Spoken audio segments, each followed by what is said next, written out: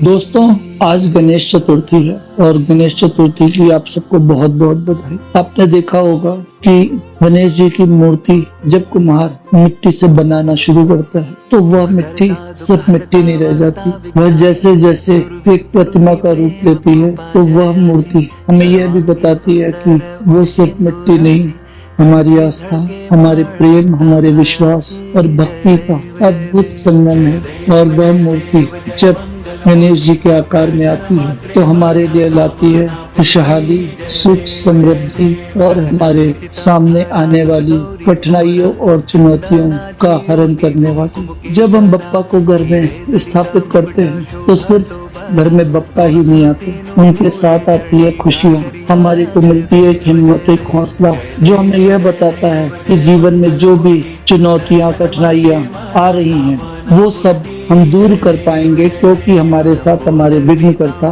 बप्पा हमारे साथ हैं। बप्पा हमें सिखाते हैं कि मुश्किलों से मत डरो, अपने बुद्धि, विवेक, अपने साहस और संकल्प से हर मुसीबत, हर कठिनाई को दूर करने की कोशिश करो और दिल से अगर तुम ऐसा करते हो तो निश्चित तौर पर विजय तुम्हारी होगी। जीवन में सुख, समृद्धि अगर है तो उसकी शुरुआत बप्पा से ही होती है। और जब हम बप्पा को विसर्जित करते हैं तो इसका मतलब यह बिल्कुल नहीं है कि वह जा रहे हैं। इसका मतलब यह भी है कि वह फिर आएंगे और हमारे लिए नए रास्ते, नई उम्मीदें, नई आशाओं के रास्ते खोल देंगे। तो हमें यह भी बताते हैं कि हर अंत एक नई शुरुआत है और यह शुरुआत हमें अपने आप से करनी है। गणेश चतुर्थी इसलिए भी खास है क्योंकि सबसे पहले अपने अंदर के विघ्नकर्ता को जगाइए और एक संकल्प लीजिए कि हमें कुछ खास करना है अपने लिए, हमारे अपनों के लिए, पूरे विश्वास के साथ और सबसे बेहतर करना है। तो दोस्तों,